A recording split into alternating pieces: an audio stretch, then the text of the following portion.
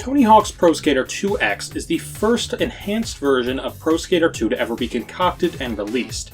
Everyone knew this game was a masterpiece from the start, and Activision wouldn't take long to capitalize on that. But in a world where playing the original version of a game and nostalgia can reign supreme, how does it hold up today? Let's find out.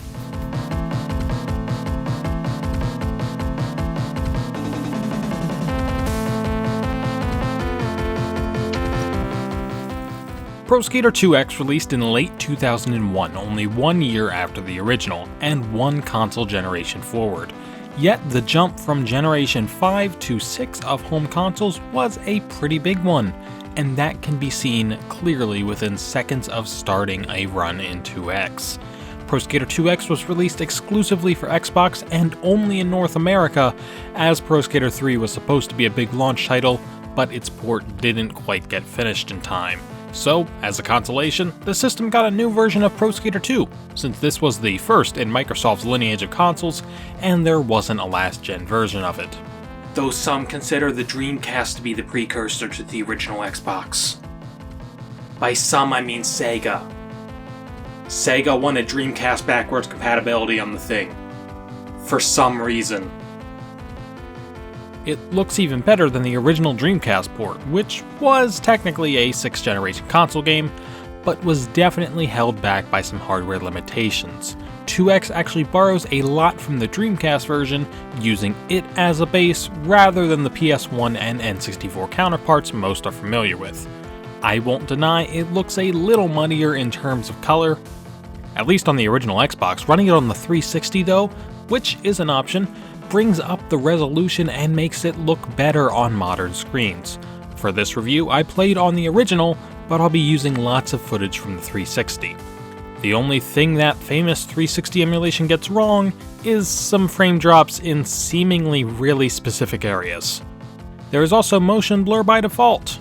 I'm not a fan of it, but luckily you can turn it off right in the options before you even start the game.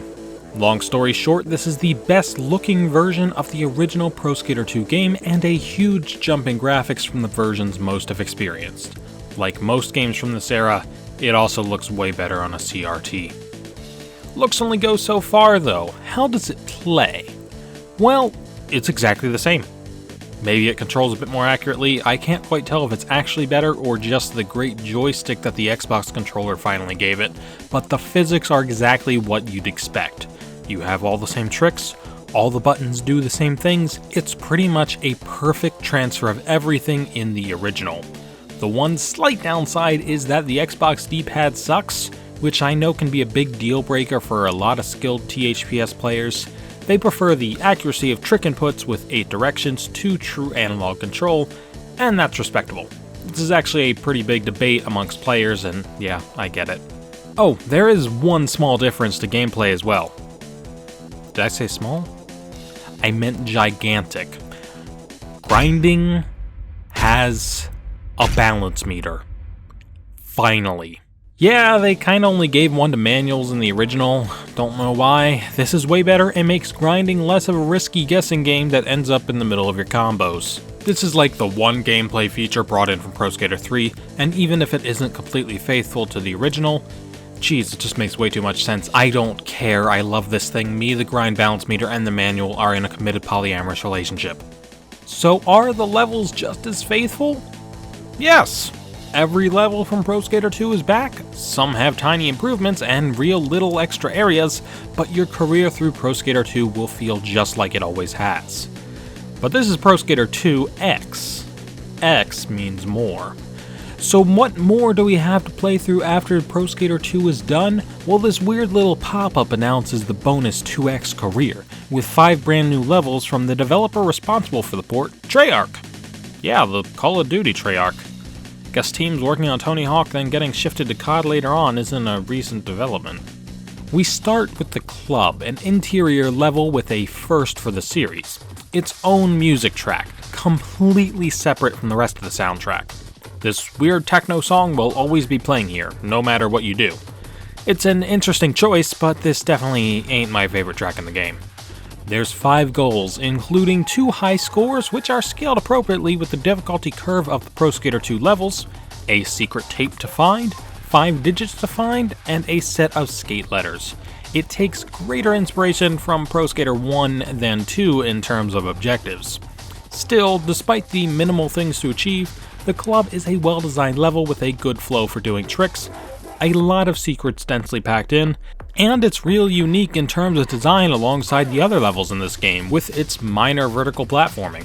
The construction site takes that vertical platforming and turns it up to 11. This is a pretty small level consisting of just a flat square of land surrounding a work-in-progress building, and it's alright. Once again, it's some solid theming that we don't see elsewhere in this game, but trying to make your way up the building for the goals is kinda clunky. I'll give them this, the ramps are set up the best they could be, it's all very logical and constructed to make sure you don't go flying off the side of this thing, but these are Pro Skater 2 controls. You're gonna go flying off the structure by accident regardless.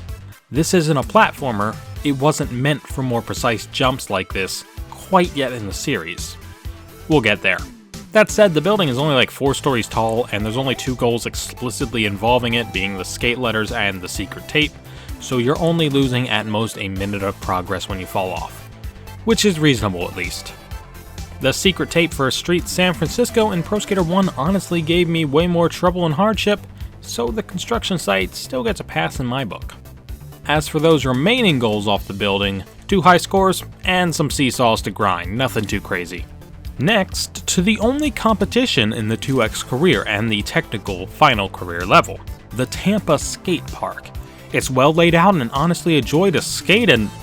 Hold on a sec, I've been here before. This level actually ends up reused in Tony Hawk's Underground, a level from 2X so good they had to put it in with some of Neversoft's own.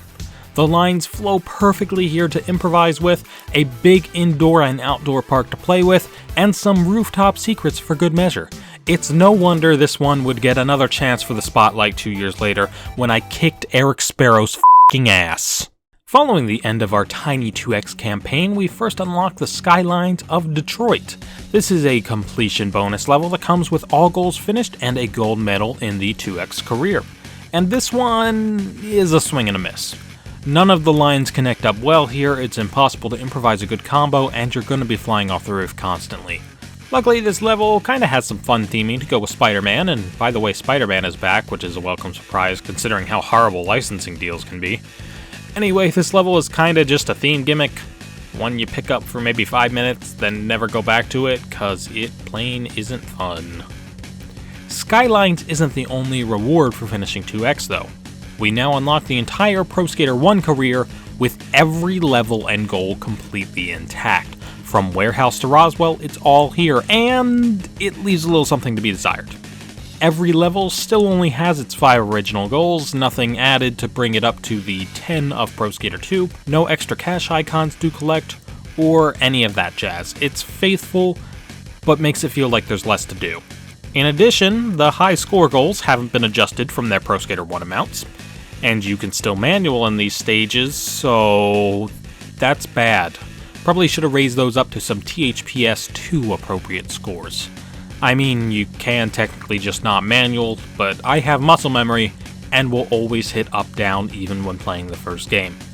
Hell, there's bits of footage for this review where you can see me hit R1 after landing from a ramp, even when reverts have not been introduced yet.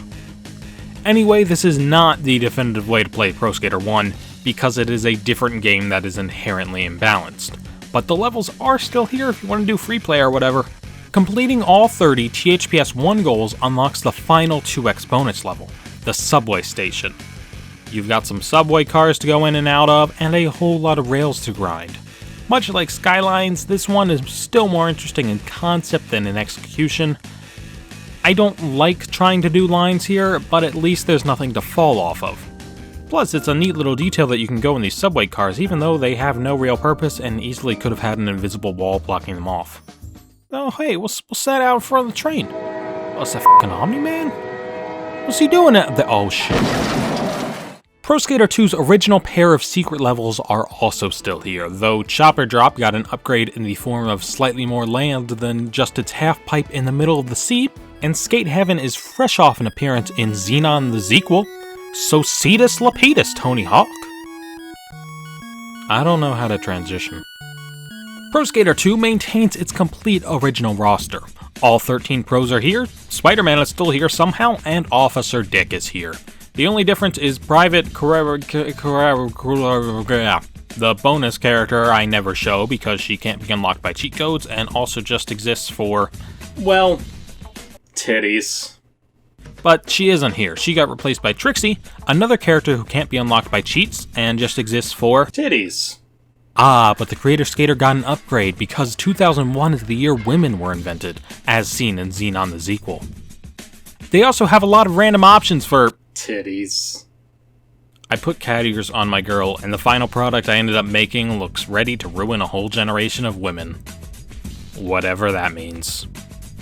Alright, I've never talked about this before because barely anybody would ever be going back to these games for the multiplayer with Thug Pro and the most recent series entry having online play, but the first two Pro Skaters had multiplayer games, and 2X maintains them. And then some. If you somehow have 2 original Xboxes, 2 copies of the game, and enough controllers, you can play Pro Skater 2X with 7 other friends. This thing has 8-player multiplayer for some reason. Both Trick Attack, which is a score game where you all play at the same time, and Free Play support 8 people through Xbox System Link. The classic graffiti and horse modes are also here for up to 4 players, but that's less interesting. The park editor also returns from Pro Skater 2, and although there isn't much reason to play with it, yeah, it's passable. You can put lots of stuff down however you want, and even make your own gaps. It's a little more than the bare minimum, but still not worth experiencing in the modern day without a way to share them online. This thing was in the original Pro Skater 2, I just never mentioned it and put footage in the background cause there wasn't much of a point. The soundtrack, believe it or not, is maintained perfectly from the original. All 15 songs are still here. I guess licensing issues don't come up when it's been like a year. There isn't much to say about it, yeah. Maybe it would have been nice to have the Pro Skater 1 songs to go with the levels, but I don't mind. 15 songs is plenty for this era. But there is one secret to the Pro Skater 2X soundtrack. This is the only game in the entire series where it is explicitly designed for you to add your own music. The original Xbox allows you to rip CDs to the hard drive, and you can play those songs in-game. This is the most brilliant feature to ever show up in a Tony Hawk game, and Christ, more of them should support it natively instead of requiring modding or crazy file types. I don't have too many CDs. I almost opened up my Xenoblade 2 soundtrack for this, but then I remembered that Smash made that thing incredibly expensive, so I got the Chuck soundtrack here, and yeah, this is kinda awesome listening to the orchestral mix of Take On Me while playing Tony Hawk. I wouldn't be opposed to burning some mixes with the express purpose of listening to them in-game. Which is what I did. And it's not easy to make a readable disc. I ultimately managed it with these Memorex CD RWs and some WAV files of the songs I wanted, but apparently this won't work on every Xbox depending on the disk drive you have. I probably have a 1.4 Xbox model, though having been in there and looking around, if the elusive 1.5 exists, yeah, this is it. The innards of this thing are weird and unlike any specific model I've seen online. Funny enough, this soundtrack trick actually fixes my issues with the tracks of Pro Skater 1 not being here. You can just add them yourself. And songs do play past the 2-minute mark in Free Play, and the soundtrack will loop when it's done, so you can listen to Jeffster to your heart's content. Pro Skater 2X is the perfect way to play Pro Skater 2, the only legitimate way to play on the exclusive 2X levels, and an unfortunately lackluster way to play Pro Skater 1. It's a neat piece of history though, and if you're looking to pick up lots of original Xbox exclusives, this is a real good one. It's not one of those titles with backwards compatibility on the Xbox One, but a 360 can manage it for as long as Microsoft decides to keep those servers up. Playing it on the original might be a little tough, since original Xboxes are dying in the streets because of the bomb Bill Gates put in them that explodes after 20 years. No, seriously, look into that. That's real. It's called the flux capacitor or something. But that's a great way to experience the title too, and my preference. Anyway, when I'm feeling the urge to play Pro Skater 2 as close to form as possible, this is the version I'll probably choose from now on. This is only the first of the console Pro Skater remakes, however. More than 10 years later, and after some tough times at Neversoft, a company called Robomoto would throw their hat into the ring with Tony Hawk's Pro Skater HD. Join me next time for Tony Hawk's Pro Skater HD. I don't have the box because it's a digital game, so here's Duke Nukem Forever. It's been reduced to $17.99.